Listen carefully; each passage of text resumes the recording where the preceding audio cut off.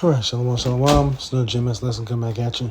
Before I do get into this lesson, I want to start by giving our honor, glory, and praises to the Heavenly Father and His only begotten Son, Yahweh, Bahashim, Yahweh Shai, Bahashim, Recha HaKodash. Next up, the honors to my apostles, elders, great millstone, taught me the 100% truth of the Bible and who rule well. Peace, love, salutations to all the brothers across the four corners of the earth, pushing this truth in all diligence and in sincerity, right? So we're just going to jump right into a little willing edifying lesson, right? On the topic, I was listening to the beloved elder brother out in, Las Vegas on a lesson that he was doing about Christians confronting these racist Hebrew Israelites, right? I think that was Aisha BK that was out there in the video. But nevertheless, I didn't get to watch the whole thing because I was kind of moved to do a lesson just based off the little bit that I did watch. So I will go and watch his video, subscribe and be edified. But the point is that those lost sheep of the house of Israel, right, are in fact that Israelites, man. Lost sheep of the house of Israel. I know it sounds straightforward. I know it sounds straight to the point, right? But what these wacky taking Christians try to what they don't understand, what the misconception is that the lost sheep, that replacement theology, right? That the lost sheep of the house of Israel are spiritual Israelites of natural heathen nations, which is not the case. There are actual Israelites who, one, have been, I believe the terms are Hellenistes and the Hellenist, right? One being that they know that they're Israelites, but have conformed to other customs of the heathens, right?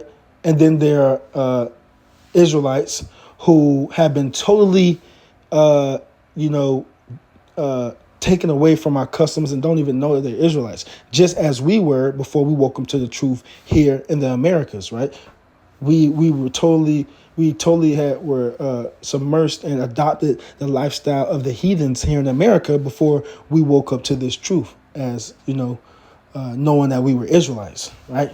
So there's one of the two. But the point being is that the lost sheep of the house of Israel, are the Israelites, and I want to get a little bit of understanding on the history behind that. This is Matthew chapter 10, verse 5.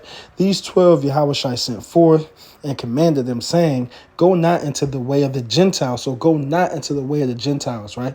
Was the Lord confused? Was he was he bipolar? Oh, well, we're gonna go to the Gentiles. We're gonna go to the Gentiles, and then we're not gonna go to the Gentiles. And we're gonna go to the Gentiles, and we're not gonna go to the Gentiles. No, this is the whole point, right? The 12 disciples, later turned apostles, right, were sent, right? He says, saying, go not into the way of the Gentiles, and into any city of the Samaritans enter ye not, right? Why would he say that? It reads on verse 6, but go rather to the lost sheep of the house of Israel, right? Because Israel had been scattered. Israel had been, due to captivities, Israel had been, scattered abroad, pursuing the Deuteronomy 28, verses 64, right? And 68, right? You have the Assyrian captivity, right? You had the Egyptian captivity. You had the Babylonian captivity. You had fleeing Roman persecution in 70 AD. You had the transatlantic slave trade, which Deuteronomy 28 and 68 is going into. So there's a lot of accounts in our history that had led us away, as a matter of fact, right?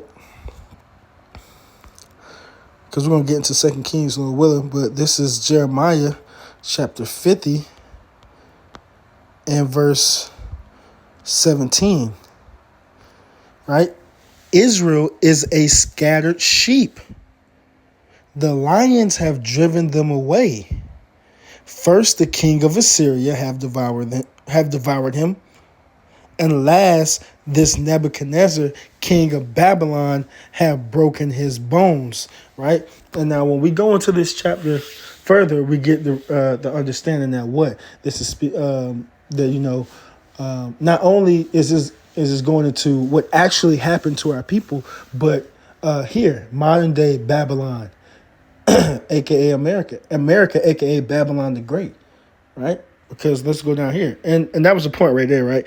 Verse 17: Israel is a scattered sheep, right? Because the Lord has scattered us for our disobedience, right?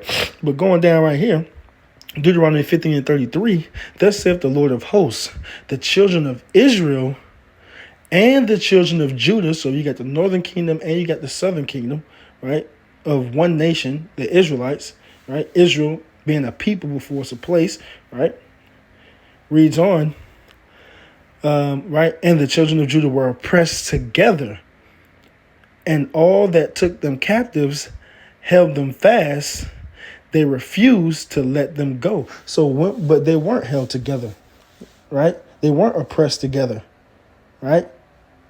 You had the Assyrian captivity, which led away the northern kingdom into exile, right? And then when you talk about the Babylonian captivity, right, it led the southern kingdom into exile, right, into captivity, right?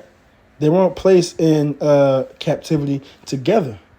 So what is this speaking on? It's speaking on here in the Americas today, the modern day Assyrians, the modern day Babylonians, right? The modern day king of Babylon, right? Esau Edom, the so-called white man, right? Where the bulk of the Israelites are today are here in the Americas, man, right? Verse 34, their Redeemer is strong. The Lord of hosts is his name, right? Yahweh, Bahashem, Yahweh Shai. Yahweh, who the word ignorantly calls God. Bahashem, in the name of Yahweh Shai, who the word ignorantly calls Jesus Christ, right? He shall thoroughly plead their cause, that he may give rest to the land and disquiet the inhabitants of Babylon. So the Lord is going to avenge, right? The children of Israel. He's going to deliver his elect, which are Israelites, right, out of America, right, and also take down this system, right, and this power structure set up here in wickedness by Esau Edom, the so-called white man. But just grabbing that point, and what that further goes to show you more scattering, right? Because the Israelites were scattered throughout the four corners of the earth, right? The transatlantic slave trade brought, wasn't just the so-called Negroes. It involved all of us as a nation, which further scattered us. Another captivity that further scattered our people, man, right? So now let's go to 2 Kings. So 2 Kings chapter 17, right, in this whole chapter, man, right? So the king of Assyria laid siege to Samaria, man, right? And you can read this whole chapter, but I'm going to just go through it, right? This is verse 5, 2 Kings 17:5. Then the king of Assyria came up throughout all the land and went up to Samaria and besieged it 3 years, right? And now we're going to jump to where he, right? And the Lord sent his prophets, right? This is 2 Kings 17:13. Yet the Lord testified against Israel and against Judah by all the prophets and by all the seers, right? Saying, turn ye from your evil ways and keep my commandments and my statutes, and according to all the law which I command your fathers and which I sent to you by the servants the prophets. So this is the Lord through his prophets telling the Israelites to repent, right? Same thing that he's doing today, right? Verse 14, notwithstanding, they would not hear, but hardened their necks, like to the necks of their fathers that did not believe in the Lord their power, right? So this is going into what? The Israelites rejecting, right, the olive branch, the Lord coming out, sending his prophets, warning them, telling them to get right, before he put the spirit on, the Assyrians to move on Israel, right, and further, oppressing them by taking them out of the land, right? So they didn't leave their idols. They kept worshiping idols, worshiping other gods, which the Lord forbade us to do, right? And let's see.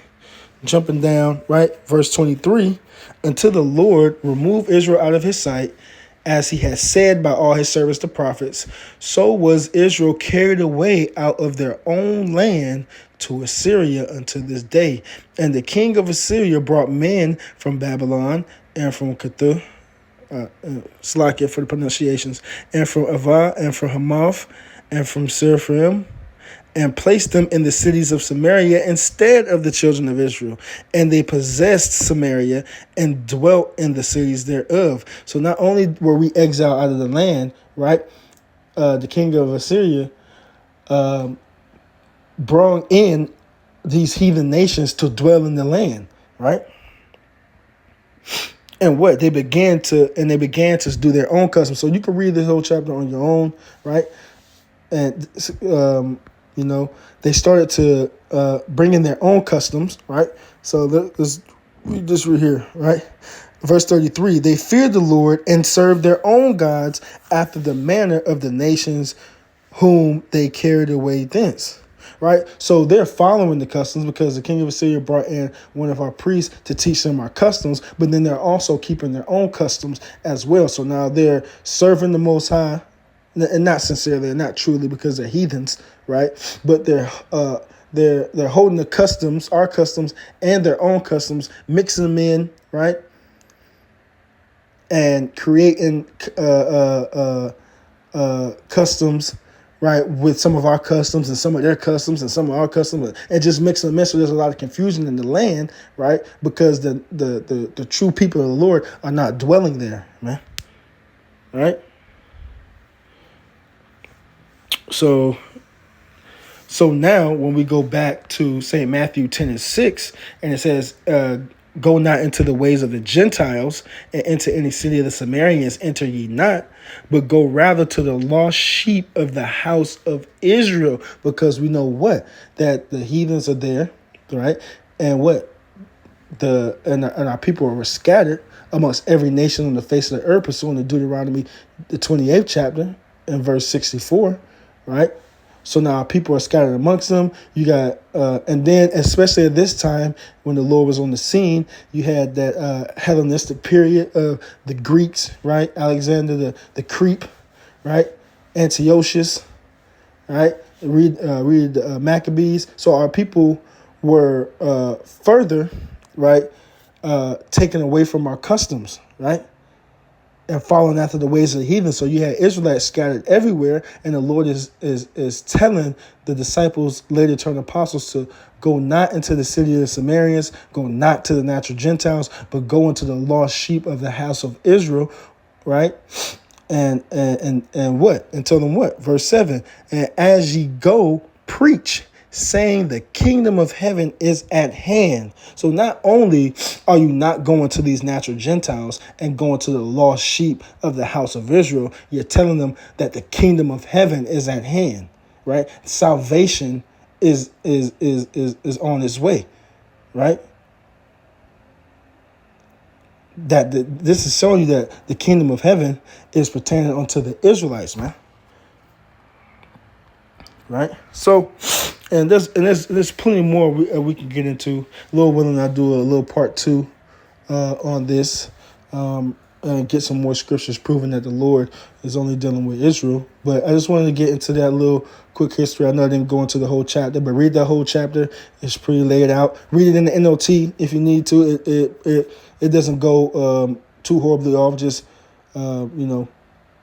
discern what you need to, because everything is right there, man, and it goes right into it. So with that, I'm gonna close it out, giving peace and love to the elect. Shalom.